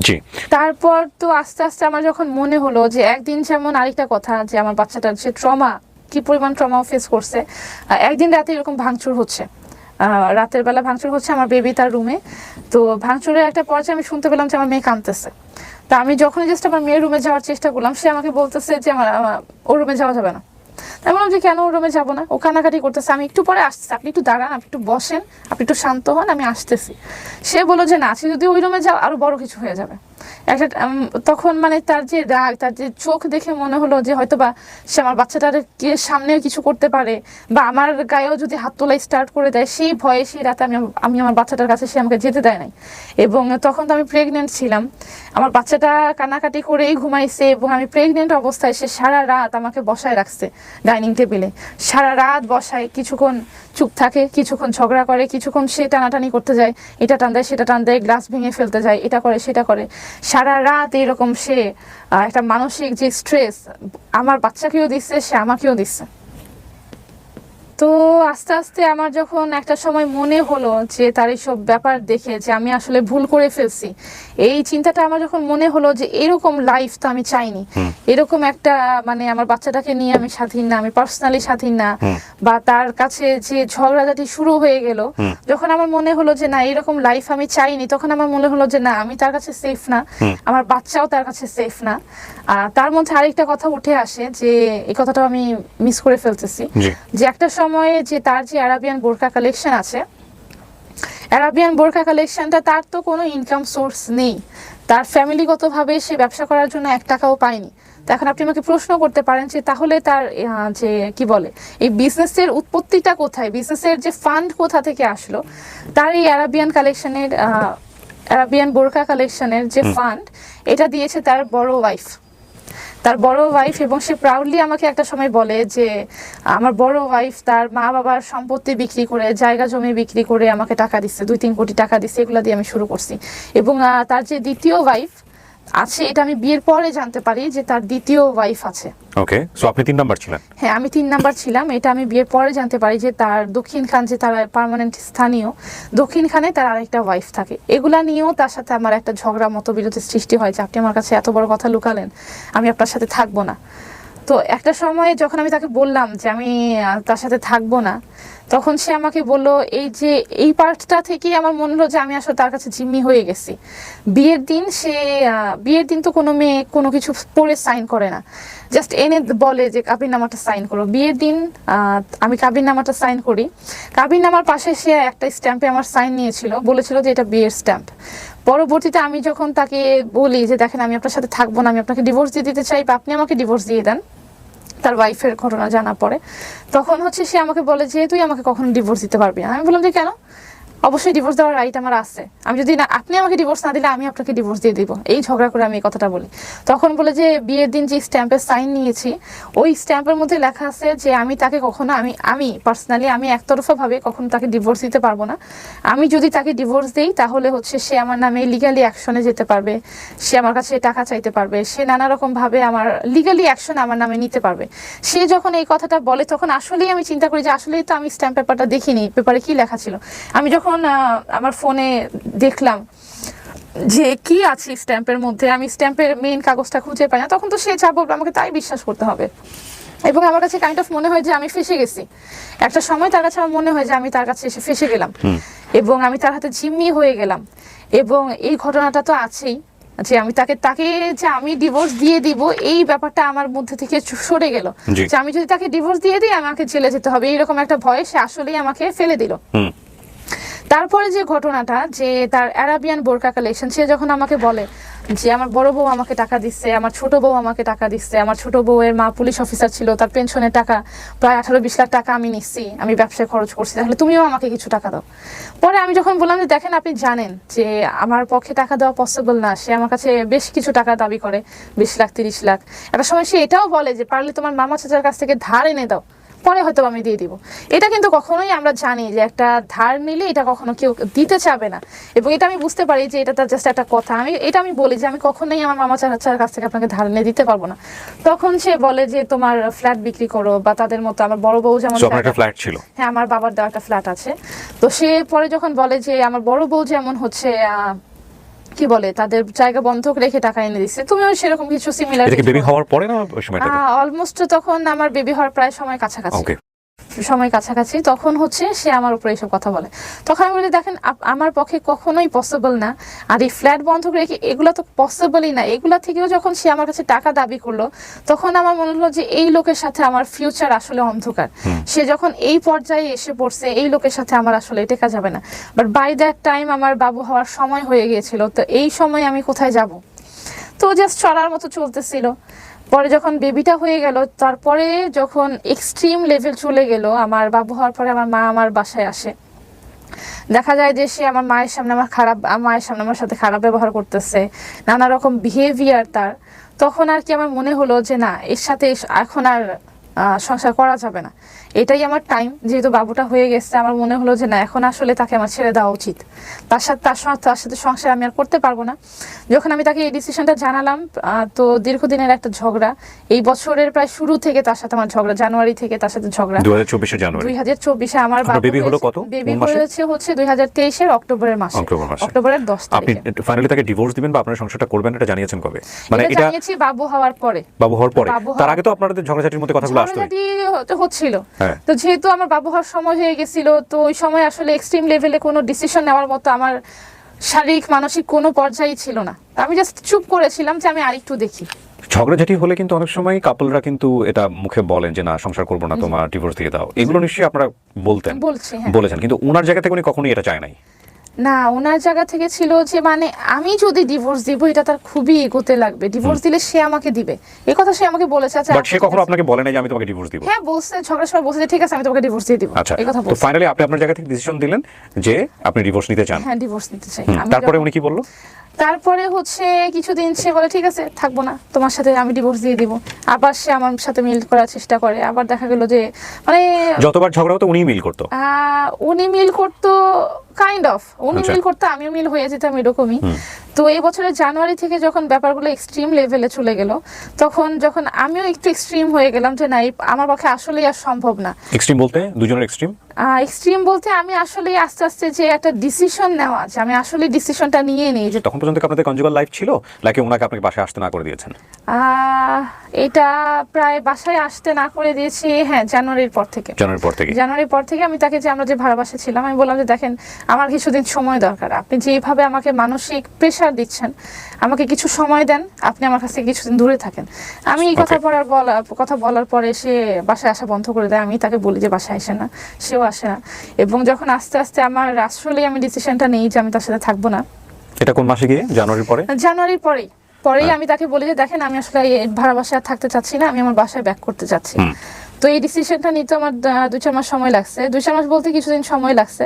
আর যেহেতু আমার 2টা বেবি, হুটহাট করে তো 2টা বাচ্চা নিয়ে কোথাও চলে যাওয়া যায় না, নিজের জিনিসপত্র নিয়ে, বাচ্চাদের জিনিসপত্র বাচ্চা নিয়ে তো হুটহাট করে কোথাও দৌড় দেওয়া যায় না। পরে যখন আস্তে আস্তে বললাম যে দেখেন আমি এই বাসায় থাকতে চাচ্ছি না, আমি আমার বাসায় চলে যেতে চাচ্ছি, আপনি আমাকে কিছুদিন, এটা না হলে আমাদের ডিভোর্স নিলে থাকুক, আমি কিছুদিন আমার বাসায় থাকি, এই প্রস্তাবটাও আমি তাকে দিয়েছিলাম। এর আগে কি আপনারা এরকম কখনো সেপারেশনে গেছেন? যে লাইক এই প্রথম যাওয়া। এবং আমি তাকে বলেছি আমাকে কিছুদিন সময় দেন, আমি না হলে কিছুদিন আমার বাসায় থাকি, পরে না হলে ডিসিশনটা নেওয়া যাবে। তখন তার কথা হলো যে না, বাসা থেকে বের হওয়া যাবে না। তার কথা হচ্ছে যে বড় বাচ্চা বাসায় থাকতে হবে, বাসা থেকে বের হওয়া যাবে না, বাসা ভাড়া নিশ্চয়ই এখানেই থাকতে হবে, মায়ের বাসায় তুমি ব্যাক করতে পারবে না। তখন এই জিনিসটা আমার কাছে খুব খারাপ লাগলো যে আমি যদি যেতে চাই তাহলে আমি কেন যেতে পারবো না? আমার যদি মনে হয় যে আমি এখানে ভালো নাই, তাহলে আমি যদি আমার মায়ের বাসায় যেয়ে একটু ভালো ফিল করি বা একটু ইজি লাইফ ফিল করি, ইজি থাকতে পারি, তাহলে আমি কেন যেতে পারবো না? তখন যখন আস্তে আস্তে আমি শুরু করলাম যে না, আপনার সাথে আমি আসলেই আর থাকতে চাচ্ছি না। এর মধ্যে তো রোজা স্টার্ট হয়ে গেল মার্চ মাস থেকে। তো মার্চ মাস থেকে তার একটা সময় আমাদের যোগাযোগ টোটালি অফ, কন্ট্যাক্ট অফ। সেও আমাকে ফোন দেয় না, আমিও তাকে ফোন দেই না। আমার বাসাটায়, আমি যে ভাড়া বাসায় ছিলাম, আমি বাড়িওয়ালাকে বলি যে আপনি টুলেট লাগিয়ে দেন, তারা টুলেট লাগাই দেয়। এবং সে যখন ফাইনালি দেখে যে বাসায় টুলেট লাগাইতে বলছি, এর মধ্যে সে খরচ দেওয়া বন্ধ করে, যেহেতু সে আসা যাওয়া করতেছে না, সে আমার খরচ দেওয়া বন্ধ করে দিচ্ছে। তো সে যখন ফাইনালি দেখে যে আমি বাসা থেকে চলে যাচ্ছি এবং তার সাথে আমার কন্ট্যাক্ট অফ হয়ে গেছে, এই রমজান মাসে পুরো মাসটাই ধরতে গেলে তার সাথে আমার কথা হয় নাই, সর্বোচ্চ 1 থেকে 2 বার ফোন করা হয়েছে। তো এই তো যখন সে বুঝে যে আমি তার হাতের নাগালের বাইরে চলে গেছি, তখনই হচ্ছে সে আমার উপরে এই চড়াই হওয়া শুরু করে। হাতের নাগালের বাইরে চলে গিয়েছিলেন আপনি, মানে এটা কেন হাতের বলছেন? নাগালের বাইরে চলে গেছি বলতে মানে তখন আর কোনো কথা শুনতেন না, ইচ্ছা মতো করছেন বাইরে? কথা আমি তার শুনি নাই। তখন তার সাথে আমার ফোনে কিছু গালাগালি হয়, সেও আমাকে কিছু গালাগালি করে, আমিও তাকে এতদিন কিন্তু কখনো আমি তার মুখের উপরে একটা কোনো কথা বলিনি। একটা সময় দেখা গেল যে আমি আর পারতেছি না, যখন আমাকে অনেক নোংরা টাইপের কথা বলতেছে, অনেক গালাগালি করছে, তখন আমিও তাকে কিছু গালাগালি করি। তখন যখন কন্ট্যাক্ট অফ হয়ে যায় তখনই আর কি, আমি তো বুঝতে পারিনি, তখন আমি তো ভাবছিলাম যে সে হয়তো আমার কাছে সরে গেছে বা রাগ করে আছে, যাই হোক আমি আমার মতো আমার বাসায় ফিরে যাব। তো এই যে আমার এই বাসায় থাকতে থাকতে যে আমার একটা মৃত্যুর দিন এসে পড়বে, এটা তো আসলে কখনোই কল্পনা করিনি। এই যে রমজান মাসটা শুরু হলো, তো মার্চ মাস থেকে শুরু হলো, এপ্রিলের 10 তারিখে আমার সাথে এই ঘটনাটা ঘটে এবং এপ্রিলের 11 তারিখে রোজার ঈদ হয়। রোজার ঈদের ঠিক একদিন আগে এই আমার জীবনে এই মৃত্যুর দিনটা সে নিয়ে আসে। এটা কি আপনি তখন আপনাদেরই ভাষায় ছিলেন? হ্যাঁ, আমাদের যে ভাড়া ছিলাম, জানুয়ারিতে সেপারেশনে চলে যাওয়া, হ্যাঁ এপ্রিলের এই সময় এপ্রিলের 10 তারিখে এই যে আমার জানুয়ারি, ফেব্রুয়ারি, মার্চ এই 3 মাস উনি আসেননি বাসায়? না, 3 মাস উনি একদমই আসেন নাই? না, একদম আসেনি বলতে প্রথম একটু আসছে, বাট খুব বেশি স্টে করে নাই। পরে লাস্টের দিক দিয়ে একদমই আসে নাই। ওকে, সো এবং এটা আপনাদের আর মিটিগেট করার কোনো চেষ্টাও ছিল না বোথ সাইড থেকে? না, আমার নাকি উনি চাইতো যে মিটিগেট করে ফেলি? উনি চাইছে, বাট আমি আর চাইনি। লাস্টের দিকে আমি শক্ত হয়ে গেছিলাম, না আমি আর চাচ্ছি না। তো এই যে ওনারও বেশ কিছু আমরা দেখলাম ভিডিও উনি লাইভ করেছেন, ওখানে ওনার যে বোল্ড এক্সকিউজ ছিল আপনার সম্পর্কে, সেটা হচ্ছে আপনি পরকীয়ায় জড়িত ছিলেন এই সময়টাতে। এটা কতটুকু সত্য? এটা সত্যই না, এই ব্যাপারটা একদমই মিথ্যা। তার সাথে তার ওয়াইফ, মানে আমি কেন বলছি আপনাকে, যেহেতু এই ভিডিওটা লক্ষ কোটি মানুষ দেখবে, সো আপনি যদি ডিনাই করেন এবং উনি যদি কোনো প্রুফ নিয়ে আসে হাজির, সে কোনো প্রুফই আনতে পারবে না। অ্যাটলিস্ট আমার পরকীয়া করেছি, সে যেটা বলেছে যে আমি হাতে নাতে আমাকে ধরেছে, সে কিন্তু লাইভে এই কথাটা বলেছে, যেহেতু তার লাইফটা এখন আর নাই। সে লাইভে বলেছে যে আমাকে হাতে নাতে ধরেছে। তো লাইভটা কেন নাই? লাইভটা তার যে আরাবিয়ান বোরকা পেজের কালেকশন থেকে সেই লাইভে আসলো, এই পেজটা এখন হয়তোবা ডিলিট হয়ে গেছে বা ডিঅ্যাক্টিভেটেড আছে, এই জন্য লাইভগুলো নাই। ওকে, তো সে লাইভে বলছিল যে আমাকে নাকি হাতে নাতে সে ধরছে। তো হাতে নাতে ধরতে বলতে অবশ্যই একটা ছেলে মানুষের সাথে আমাকে হাতে নাতে ধরছে। তো ছেলে মানুষটা কোথায়?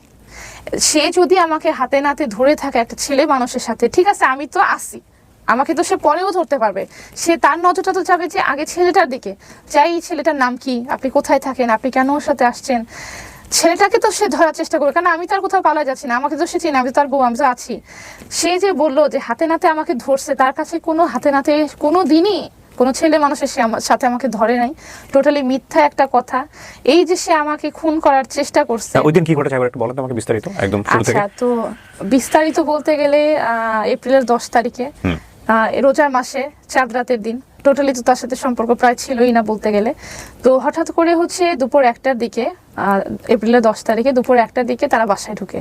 আমার হাজব্যান্ড রনি, তার সাথে যে দুজন কর্মচারী সবসময় থাকতো তার রাইট হ্যান্ড লেফট হ্যান্ডের মতো, ইউনুস এবং আলামিন এবং অজ্ঞাত একজন লোক নিয়ে সে বাসায় ঢুকে। এবং সেই সময়টায় আমি জোহরের নামাজ পড়তেছিলাম, ঠিক 1টার একটু পরের ঘটনা, 1টা থেকে 1:30টার মাঝের ঘটনা।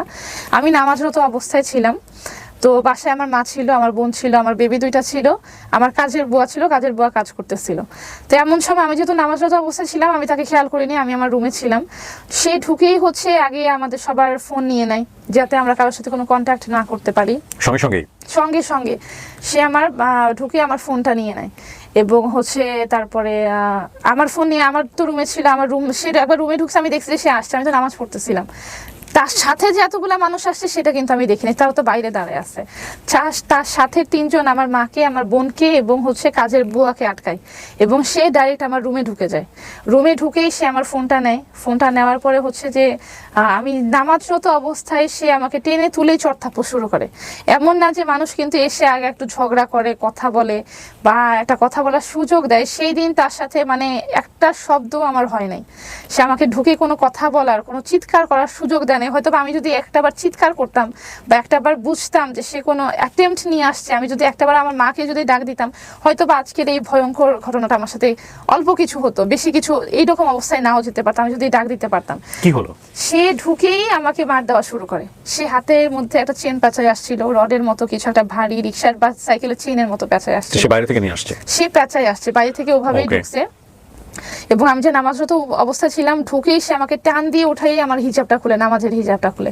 নামাজের হিজাব খোলার পরে হচ্ছে সে আমাকে চট থাপ্পড় শুরু করে, হাত দিয়ে যে ঘুষি দেয়, আমার মাথার এখানে কেটে যায় এবং ডক্টরের মতে হচ্ছে আমার মাথার হাড্ডি বের হয়ে গেছিল, মাথার যে কাটাটা, ওই চেন দিয়ে সে ঘুষি মারে। তারপরে হচ্ছে সে আমার গলা চাপ দিয়ে ধরে এবং আমি যে চিৎকার করবো এই একটা সেকেন্ড সময়ও সে আমাকে দেয় নাই। আমার মা, বোন, কাজের বুয়া কেউই বুঝতে পারছিল যে ঘরের মধ্যে আমাকে কিন্তু মারা হচ্ছে। তো সে গলা চাপ দিয়ে ধরে আগে হচ্ছে সে সাথে করে ছুরি নিয়ে আসে। সে ছুরি দিয়ে প্রথমে হচ্ছে আমার মুখটা এখান থেকে এই পর্যন্ত কাটে এবং এটা আমার সাথে নিয়ে আসছিল। ছুরি সে সাথে নিয়ে আসছে, বাসা থেকে নেয় নাই, সে ছুরি সাথে নিয়ে আসছে এবং হচ্ছে আমার মুখটা কাটার পরে হচ্ছে আমার এই গাল ওপেন হয়ে গেছিল এবং সাথে সাথে আমি হচ্ছে অজ্ঞান হয়ে যাই। অজ্ঞান হওয়ার এর আগে কিন্তু আপনাদের মধ্যে মারামারি হলে এই ধরনের এই রকমের এক্সট্রিম লেভেলে আপনারা দুজনেই মারামারি করতেন? দুজনে মারামারি করে, সে দুইবার জাস্ট আমার গায়ে হাত তুলছে এবং সেটা কম ছিল, কম লেভেলে। আপনার জায়গা থেকে কোনো প্রতিবাদ ছিল না? আপনার জায়গা থেকে স্ল্যাপ ক্ল্যাপ করা বা এরকম কোনো কিছু কখনোই করেননি আপনি? না, কখনোই তার সাথে যে আমি মারামারি করব ওই রকম চেষ্টা আমি অনেক সময় দেখা যায় রিপ্লাই হিসেবে আপনি একটা থাপ্পড় মেরে দিলেন, এরকম কাজ আমি কখনো করেননি। ওকে, ফাইন। তো আমি যখন আমার চেহারা কাটার পরে যখন আমি অজ্ঞান হয়ে পড়ে যাই, হঠাৎ করে আমার মনে হলো যে আমার ফেসের উপরে কিছু একটা পড়ছে, ধারিম করে ভূমিকম্পের মতো বা ধসে পড়ছে। তো তখন তো আমি বুঝিনি ওনার টার্গেট কি ফেসটাই ছিল? তার টার্গেটটাই আমার ফেস ছিল এবং তার টার্গেট আমাকে খুন করার ছিল। আমি আজকে বেঁচে আছি এটা আল্লাহর রহমত, আমার হায়াত আছে দেখে আমি বেঁচে আছি। তার টার্গেট ছিল আমাকে খুন করার, যে একবারেই ওকে আজকে শেষ করে দিব। আমি যে আসলেই এত বড় একটা মার খেয়ে যে আমি বেঁচে থাকবো এটা সে আসলে চিন্তা করতে পারে নাই। তো টার্গেটটা ফেসে ছিল, সে মনে হলো যে ধারিম করে কিছু দিয়ে একটা বাড়ি দিছে। তো সেটা যেটা ছিল আমার ড্রেসিং টেবিলের একটা বসার টুল ছিল, খুব বেশি হেভি মিরর লাগানো একটা টুল ছিল। ওই টুল দিয়ে যখন সে আমার মুখে বাড়ি দেয়, আমার এই নাক ভেঙে ভিতরে ঢুকে গেছিল। আমার চোয়ালের এক পাশে চোয়াল উপর থেকে খুলে ভেঙে গেছিল এবং এক পাশের চোয়ালের হাড্ডিগুলো গুঁড়া গুঁড়া হয়ে গেছিল। তো মানে টোটাল ফেসটা আমার বলতে গেলে ফেস ছিল না, যে রক্ত মাখা ছবিগুলো আপনারা আমার দেখছেন। তো একটা সময় আমার মা যখন, তারা তো তিনজন আমার মা বোনকে গার্ড দিতেছে, তো আমার হঠাৎ করে আমার মা যখন মনে হলো যে কিছু একটা সমস্যা আছে, তোমরা তিনজনে এইভাবে ঘরে ঢুকে দরজা লাগাই দিলা, কারণটা কি? তখন দেখতেছে তারা কিছু বলতেছে না, তারা চুপচাপ আছে। তখন আমার মা আমার কাজের বুয়াকে বললো যে তুমি বের হও। আমার কাজের বুয়াকে বললো যে তুমি বের হয়ে দরজাটা খোলার চেষ্টা করো, বাইরে যাওয়ার চেষ্টা করো, বাড়িওয়ালা টাড়িওয়ালা কিছু একটা ডাক দাও, কিছু একটা সমস্যা আছে।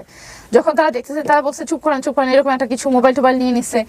তখন এই অবস্থায় হচ্ছে আমার মায়ের এই চিল্লাচিল্লির কারণে বুয়া যখন বের হতে যায়, তখন হচ্ছে আমার যে তিনজন গুন্ডা, ওই গুন্ডারা বের হয়ে যায় এবং গুন্ডারা অনেকে ডাক দেয় যে ভাই চলেন। এইটা বলার পরে আমার মা যখন ইমিডিয়েটলি রুমে এসে দেখে যে আমি মরার মতো পড়ে আছি, আমার মা টান দিয়ে ওঠানোর পরে জাস্ট একটা চিল্লাচিল্লি শুরু হয়ে যায়, আমার মেয়েকে তো মেরে ফেলছে কোনো মতন। জাস্ট আমি রক্ত মাখা মুখ নিয়ে বারান্দায় যা চিল্লাচিল্লি করি। আপনি বের হতে পেরেছেন তার মানে ওখান থেকে? হ্যাঁ, ও তো চলে গেছে, রনি তো বের হয়ে গেছে, সবাইকে নিয়ে এসে বের হয়ে গেছে। আমার মা এসে কোনো মতো আমাকে জাস্ট টান দেওয়ার পরে কোনো মতো আমার একটা সেন্স আসছে, আমি বুঝতে পারছি ততক্ষণে যে আমাকে খুন করে ফেলার চেষ্টা করতেছে। আমি জাস্ট চিল্লাইতে বারান্দায় গেলাম, যেটা আমার ভিডিওতে দেওয়া আছে, যে আমার বারান্দা ভরা রক্ত, এই রক্ত 4 তলার বারান্দা থেকে নিচতলায় পড়ছে। তো আমি জাস্ট মানুষকে এটাই চিল্লাইতেছিলাম যে আমাকে বাঁচান। আমার মনে হয় যে এই চিল্লানোটা এখনো মানুষের মনে আছে। আমি জাস্ট একটা কথা চিল্লাছিলাম যে আমাকে বাঁচান, আমার হাজবেন্ড আমাকে মেরে ফেলতেছে। এই কথাটা বলার পরে যখন আশেপাশে আমাদের বাড়িওয়ালা আসলো, আশেপাশে লোকজন আসলো, তখন হচ্ছে তারা আমাকে হসপিটালে নিয়ে যায় এবং তাদের লোকজন আসে, ঢুকতে দেখে যে রনি তার 3 জন সঙ্গীর সাথে নিয়ে দৌড়ায় পালাচ্ছে অন্যদিকে। আচ্ছা, এই ছিল এপ্রিলের 10 তারিখের আমার উপরে যে ঘটনা। তারপরে আপনাকে হাসপাতালে নিয়ে যাওয়া হলো? তারপরে আমাকে ইমিডিয়েটলি পুলিশকে জানানো, পুলিশ আসা? হ্যাঁ, সাথে সাথে তো আমাকে তো সময় নাই, আমার তো অবস্থা খারাপ। আমাকে সাথে সাথে এলাকার মানুষ রাস্তা থেকে গাড়ি দাঁড় করে ইমিডিয়েটলি অ্যাকশনটা নিয়েছিল এলাকার মানুষ। পুলিশকে তো ফোন দিয়েছে, পুলিশের তো আস্তে সময় লাগবে। আমাকে ইমিডিয়েটলি তারা হসপিটালের উদ্দেশ্যে নিয়ে যায়, পুলিশকে ফোন করে, পুলিশের সাথে যোগাযোগ হয়। ওই দিনই পুলিশ আসে? হ্যাঁ, ওই দিনই পুলিশ আসে। ক্রাইম সিনে পুলিশ আসছে, ক্রাইম সিন তারা ইনভেস্টিগেট করছে। ক্রাইম সিন বলতে যেখানে আমাদের এই মারামারি আমাকে মারছে। ওকে, ক্রাইম সিনে আসছে, ওই ক্রাইম স্পটে আসছে? ক্রাইম স্পটে আসছে। আচ্ছা, সো এখানেই আসছে, পুলিশ আসছে, পুলিশের সাথে যোগাযোগ হচ্ছে যে আমরা তাকে হসপিটালে নিয়ে যাওয়ার চেষ্টা করছি। যেহেতু হচ্ছে রোজার ঈদের আগের দিন কোনো হসপিটালে কোনো ডক্টর নেই। এসে কি প্রথমে জিডি করেছে? মামলা কি পরে হয়েছে? না, সেখানে পুলিশেরা এসে দেখেছে যে মারধর হয়েছে কিনা, তারা সত্যতা যাচাই করছে। সত্যতা যাচাই করার পরে তারা বলছে যে হ্যাঁ, আপনারা যে কোনো স্টেপ নিলে আমরা সাথে আছি। যেহেতু এটা ওপেন কেস, যে হ্যাঁ সবার সামনে দিয়েই আমার হাজবেন্ড বের হয়েছে। আচ্ছা রয়া, আমি একটু জানতে চাই যে এটা করেছে কত তারিখে? এপ্রিলের 10 তারিখে। এপ্রিলের 10 তারিখে আপনি জিডি করেছেন 29/8/2024-এ? এটা জিডিটা করেছি মাত্র হচ্ছে পরশু দিনের, এই চিঠিটা করেছি হচ্ছে সে আমাকে এখন রিসেন্টলি হুমকি দিচ্ছে, আমাকে খুন করে ফেলবে, আমার মুখে অ্যাসিড ফাইন মারবে। ফাইন ফাইন আমি এটা এপ্রিলে এরকম recent একটা ঘটনা ঘটলো, তারপর আপনি পুলিশকে ডাকলেন, কোনো স্টেপ নেন নাই? না না না, আমি তো তখন হসপিটালেই চলে গেছি। হ্যাঁ, এটা তারপর? এটা পরের ঘটনা। হ্যাঁ, তারপর এটা কি আমি হয়েছে? তো- হসপিটালে এটা যাওয়ার পরে পরে পুলিশ আসি, কি জি, করেছে? এটা পরে আসি। তো পুলিশটা এসে দেখছে যে এখানে হয়েছে, তাকে মারা হয়েছে, হাজব্যান্ড ওয়াইফকে মারছে। তারা বলছে যে আপনারা যে কোনো মামলা করেন, কারণ এখানে তো একটা অ্যাটেম্প টু মার্ডারের কেস Definitely. আমার মা বলছে। তখন Definitely. তার বললো যে আপনারা যে কেসই করবেন আমরা কেস নিব, আপনারা থানায় আসেন। তো সেই মুহূর্তে তো আসলে আমার ফ্যামিলির কাছে থানায় যাওয়ার কোনো সময় ছিল না, কারণ আমি তখন জীবন মৃত্যুর সাথে লড়তেছিলাম। আমাকে নিয়ে অনেকগুলো হসপিটালে ফেরত দিয়ে দিচ্ছে যে কোনো ডক্টর নেই। সারাটা দিন প্রায় দুপুর 1:30 থেকে রাতে 9টা পর্যন্ত আমি অ্যাম্বুলেন্সে, আমার ব্লিডিং হচ্ছে, এই অ্যাম্বুলেন্স সেখানে নিচ্ছে, এই হসপিটালে নেই, সেই হসপিটালে নিচ্ছে, কোথাও কোনো ডক্টর নেই। ওহো। তো সেই রাতে 9টা বাজে যে ধানমন্ডির একটা হসপিটালে আমি একটা ডক্টর পাই, সেখানে ইমিডিয়েটলি আমাকে ঢুকানো হয়। এবং আমার অবস্থা তো গুরুতর অবস্থা ছিল, বেঁচে থাকবো কিনা এটাই আমার ফ্যামিলির কান্নাকাটি শুরু হয়ে গেছিল যে Definitely. ও আজকে মারা যাবে। এনি টাইম তারা বসেছিল যে এনি টাইম আমরা জাস্ট শুনবো যে ও মরে গেছে। আপনার বেবির বয়স, সেকেন্ড বেবির বয়স কত তখন? সেকেন্ড বেবির বয়স সেদিন 6 মাস। আহা, তো 6 ওকে মাসের ফিট একটা করতে baby- বেসিক্যালি। হ্যাঁ হ্যাঁ। তো আমার মা ওকে অনেক কষ্টে রাখছে। আমি 20 দিন হসপিটালে ছিলাম। এপ্রিলের 10 তারিখ থেকে এপ্রিলের 30 তারিখ পর্যন্ত আমি হসপিটালে ছিলাম। এবং এই যে হসপিটালের সময় আমার মা ছিল, আমার বোন ছিল, এই যে আমার 2টা বাচ্চা নিয়ে হসপিটালে, আমরা কিন্তু নর্মালি হসপিটালে ডক্টর দেখাতে গেলেও বেবির সাথে নিতে চাই না, যে হসপিটালে বেবিদের জন্য ভালো না বা কিছু একটা সিকিউর না, যেরকম একটা সমস্যা। তো আমার বাচ্চা 2টা আমার সাথে হসপিটালে 20 দিন ছিল। এবং 20 দিন হসপিটাল থেকে আসার পরে আমার নিচের পায়ে দাঁড়াতেও প্রায় আমার 1 মাস সময় লাগবে। আমার এতটুকু অবস্থা খারাপ ছিল যে আমার প্রায় 1 মাসের মতো জাস্ট আমার নিচের পায়ে যে আমি একটু দাঁড়াতে পারি এই জি। সময়টা আমার লাগছিল। জি। এবং তারপরে হচ্ছে আমি তার নামে মামলা করি উত্তরা পশ্চিম থানাতে। আমি, এটা তো এপ্রিলের ঘটনা। জি। এপ্রিলের ঘটনা, আপনি মামলা করলেন কোন মাসে? মামলা করেছি হচ্ছে আমি মে মাসের মনে হয় 22 তারিখের দিকে মামলা করেছি। আপনার মামলা হলো, এটা মামলা? হ্যাঁ, এটা হচ্ছে মামলার কাগজ, এটা হচ্ছে মে মাসের 22 তারিখে। এটা এজাহার, রাইট? জি।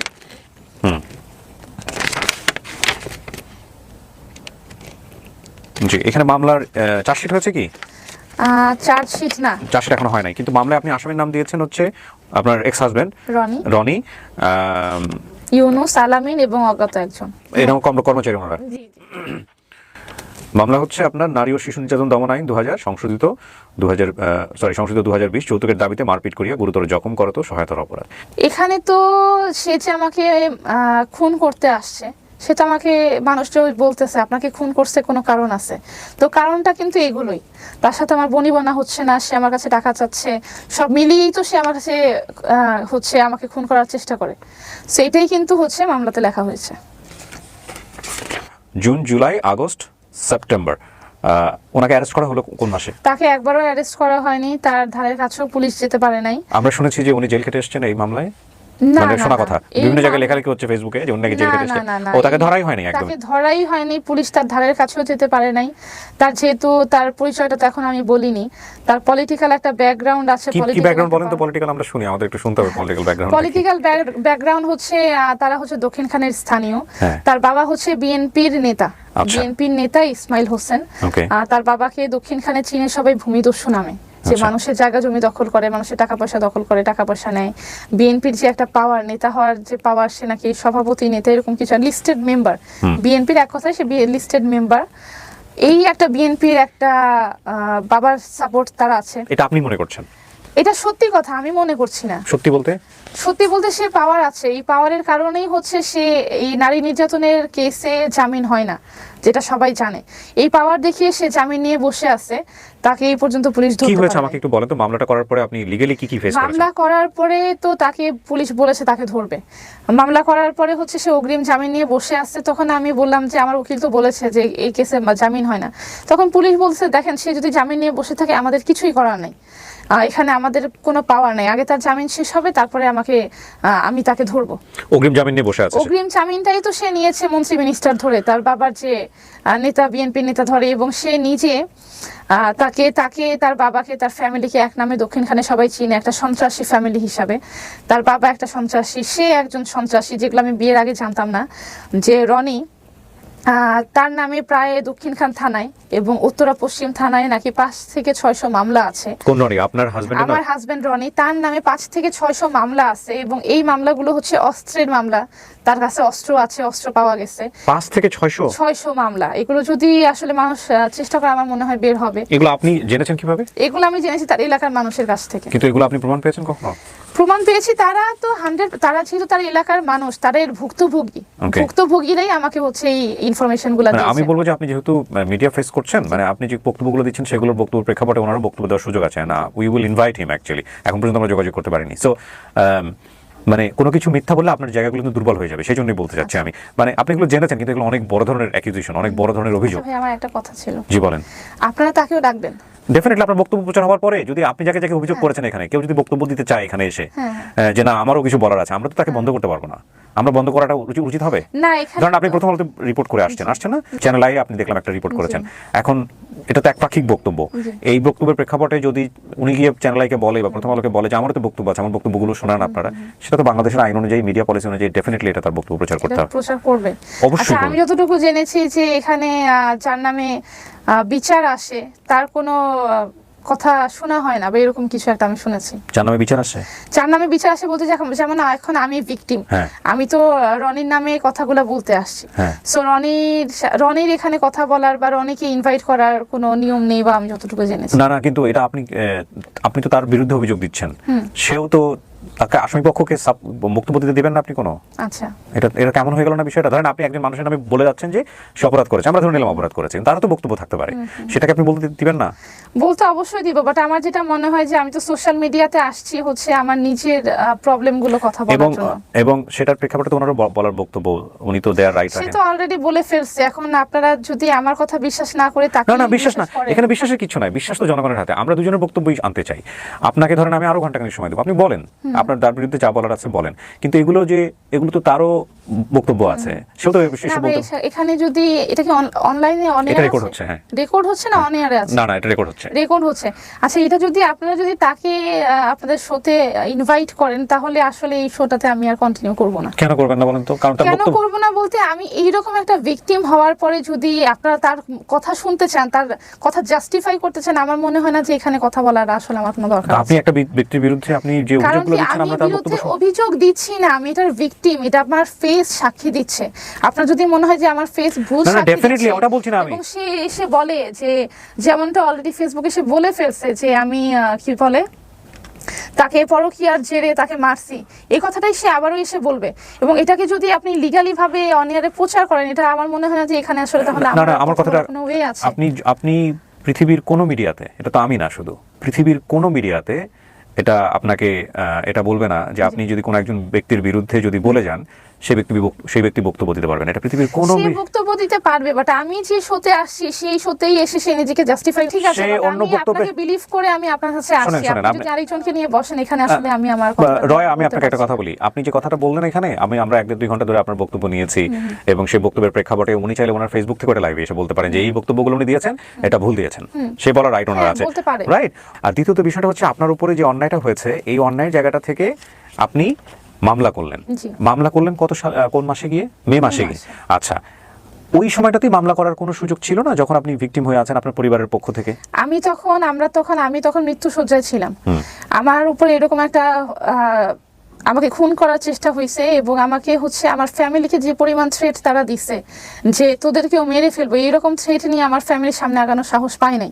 তো এরকম একটা লোকে যদি আপনারাও সামনে এসে কথা বলেন, আসলে এখানে আমি তাহলে আর কন্টিনিউ করবো না। না, এটা তো সবার রাইট আছে, তাকে তো পুলিশই অ্যারেস্ট করে। আমি তাহলে এটা নিয়ে শুনেন, আপনি বলি, আপনি আগে জিনিসটা লজিক্যালি আছেন না, লজিক্যালি ঠিক আছে। আমি যেই শোতে এসে নিজের কথাটা বলছি, সেই শোতে যদি আমার খুনি, সে একটা হত্যাকারী লোক, সেই খুনি যদি আমি যেখানে বসে আছি এখানে এসে যদি সে আমার নামে কথা বলে, এই শোতে আমি আসলে কথা বলবো না। আপনি বিষয়টা আপনি যদি আমাকে প্রমিস না, আপনি যদি আমাকে বলতে পারেন যে এই শোতে সে আসবে না, তাহলে আমি আমার কথা কন্টিনিউ করব। সে কোথায় যাবে তাহলে? সে যেখানে ইচ্ছা সেখানে যাক। যেই শোতে আমি আসছি, যেই শোতে এসে আমি আমার কষ্টের কথা বলতেছি, সেই শোতে এসে আমার হত্যাকারী, আমার খুনি কথা বলবে, এটা আসলে আমি কখনো মেনে নিতে পারবো না। আপনি তো আপনার জায়গা থেকে বলতেছেন সে আপনার হত্যাকারী। জি অবশ্যই। তার জায়গা থেকে তো বক্তব্য থাকতে পারে। তাহলে তার জায়গা থেকে ভাই আপনি তাহলে ফেসবুকের অডিয়েন্সের মতো হয়ে গেলেন যে তার জায়গা থেকে হত্যা, সে আমাকে পরকীয়া যে ধরে মারছে, সে আমাকে মারছে, এটাই তার কথা। এবং সেটা ঠিক করছে। আমরা তারপর justify- এটা রাইট আছে। না, না, আপনি- সে এটাই বুঝাতে চাবে প্রিয়া, যে এটা প্রিয়া, করার আমার রাইট আছে। না প্রিয়া, আমরা জাস্টিফাই করছি না। আমাদের শোতে আমরা যেটা করি, আমরা না, দুই পক্ষেরই এটা বক্তব্য আসলে unacceptable। বক্তব্য শুনি। এখন আপনি আপনার জায়গা থেকে যে বক্তব্যটা দিয়ে গেলেন, সেই বক্তব্যের প্রেক্ষাপটে যে কেউই, যে তিনজনের কথা আপনি বলেছেন, তারাও তাদের বক্তব্য দিতে পারে। আমার বক্তব্যের প্রেক্ষাপটে আর আপনাকে কি অনেক প্রথম আলো অনেক বা মানুষ অন্যান্য কথা যারা বলতেছে। নিয়ে আসছে, ওনারা কি আপনাকে কমিটমেন্ট দিয়েছে যে আপনার বক্তব্য শুধু প্রচার করবে? কমিটমেন্ট দিয়েছে বলতে তারা তো আমাকে বলে নাই যে আমরা তার কাছেও যাব, তার কথাও শুনবো, সে যেটা বলতে যাবে তার কথা আমরা শুনবো, এরকম কোনো কথা ধরুন আমি ওটুকু শুনিনি। ওটুকু আমরা বাদই দিয়ে দিলাম, ওটুকু আমরা বাদই দিয়ে দিলাম। কিন্তু উনি যদি আমাদের এখানে আসতে চায়, বা উনি যদি প্রথম আলো থেকে তার বক্তব্য দিতে চায়, বা উনি, আপনি যে টেলিভিশন চ্যানেলে সাক্ষাৎকার দিয়েছেন, আপনি কি ওখানে আচ্ছা ভাই, থামাতে সে পারবেন? যদি আসে তাহলে আপনি তাকিয়ে আনেন, তাহলে এখানে আমি আসি। না, আমি বলতেছি আপনি যেখানে দিয়ে আসছেন সেখানে তারা যদি সে যদি বক্তব্য দিতে চায়, তার বক্তব্য যদি আনতে চায়, টেলিফোন হোক বা যে কোনো ভাবে, আপনি কি সেটা বাধা দিতে পারবেন? আমি জানি না, আমি আসলে এত কিছু ভাবি নাই। আর আমি যদি না, আপনি শেষ করেন, আমরা এটা পরে চিন্তা করবো। আমরা ঠিক আছে, না ভাই, আমি আর আপনি খুলেন না, এটা খুলেন না, আপনি এটা শেষ করেন, আপনি এটা শেষ করেন, নইলে ভাই আপনি আমাকে ছেড়ে দেন, আমি আমার বাসায় যেতে চাই প্লিজ। আপনি শেষ করেন। আপনি পুরোপুরি সুন্দর করে বলছেন, আপনার পুরো লাস্টে কি দাঁড়ালো? না, মামলার পরে লাস্টে সেটাই দাঁড়ালো যে আমি এখানে জাস্ট আমার কথা শেয়ার করতে আসছি। মানে আমার সাথে এরকম একটা গুরুতর কাজ হওয়ার পরে আমি এখানে শেয়ার করলাম, সে আমাকে এইভাবে মানলো, সেও খুব নর্মালি ভাবে শেয়ার করলো। এত নর্মাল ভাবে যদি মানুষ তাকে মেনে নেয়, তাহলে তো আমি বিচার না, পাবো। মানুষ মানবা না মানা সেটা তো মানুষের কাজ। এটা আচ্ছা, তো তাহলে মানুষ কাজ করুক ভাই। না, শুনেন, আপনি রিঅ্যাক্ট, আপনি খুলেন না, আপনি রিঅ্যাক্ট করেন না, ভাই, আই এম রিয়েলি সরি। আপনি রিঅ্যাক্ট করেন না। আপনি অনেক ভালো একটা মানুষ, আমি যতটুকু জেনে আপনার কাছে আসছি, বাট আপনার এই কথাটা আমি মানতে পারছি না। আপনি খুলেন না এখনই, আপনি খুলেন না, আপনি উঠেন না, আপনি বসেন। না ভাই, হ্যাঁ, আমরা কন্টিনিউ করব না ভাই। বসেন। আমিও প্রচার করব। কারণ যেটা হচ্ছে যে আপনি যখন এখানে জাস্ট এখানে আমি যদি এটা আপনি যেটা বসে কথা বলেন, বসেন, আরামসে বসেন। তাহলে এটা আপনার একটা সালিশ কেন্দ্র হয়ে গেছে, যে আমি আপনার কাছে এসে নালিশ করলাম, সেও আপনার কাছে এসে নালিশ করবে। এখন আপনি দেখবেন, মানুষ দেখবে কি করতেছে। আমি তো সেটার জন্য আসি নাই। আমি একটা ভিকটিম, আমার চেহারা ছুরি দিয়ে কাটা হয়েছে, আমি আমার অন্যায়ের কথাটা এখানে জানাতে আসছি। আমার সাথে যে অন্যায় করছে, সেও যদি এখানে বসে এই কথাটা জানাতে আসে, সেই সত্যি আমি বসবো না। বিচার করার কাজ কেবলমাত্র আদালতের, জি রাইট? সেখানে আমাদের কোনো ভূমিকাই নাই। আমরা বক্তব্যই তুলে ধরতে পারি একজন গণমাধ্যম কর্মী হিসেবে কিংবা গণমাধ্যম হিসেবে। জি। হ্যাঁ, বক্তব্য আপনি তুলে ধরতে আপনার পারেন, জায়গা আমি থেকে অবশ্যই এটা আপনার কাছ থেকে এক্সপেক্ট করে আসছি যে আমি ভিকটিম, আমার উপরে নির্যাতন হয়েছে, আমি এটা ভেবেই আপনার কাছে আসছি যে আপনি আমার বক্তব্যটা তুলে ধরবেন। আমি আপনার বক্তব্য অন্যায় অবশ্যই আমার তুলে সাথে ধরবো। হয়েছে। কিন্তু এখানে যদি আপনি অফিশিয়ালি ভাবে, সে ফেসবুকে এসে লাইভে এসে যা ইচ্ছা তাই বলতে পারে, বাট আপনি যদি একটা অফিশিয়াল, আপনাকে লাখ লাখ মানুষ, কোটি মানুষ চিনে, আপনি যদি অফিশিয়ালি একটা হত্যাকারীর অফিশিয়ালি একটা বক্তব্য নেন, এটা আমি কখনোই মানতে পারি না। আচ্ছা, তাহলে আমি আপনাকে একটা প্রশ্ন করি। আপনি যে বক্তব্যগুলো দিলেন এখানে, সে যদি আপনার বক্তব্যের কোনো অংশ ধরে যদি বলে যে এটা একটা মিথ্যা বক্তব্য ছিল এবং এটার বিরুদ্ধে সে আইনানুগ ব্যবস্থা নেয়, বাংলাদেশে কিন্তু আইন আছে, সাইবার ক্রাইম ল আছে, আইন আছে, বাংলাদেশে অনেক আইন আছে, সেটার ব্যাপারে আপনার, আইন পাই নাই। সেটার বিষয়ে আপনার বাংলাদেশে অনেক আইন আছে, অনেক মেয়ে রেপ করে ফেলে দিচ্ছে, অনেক মানুষই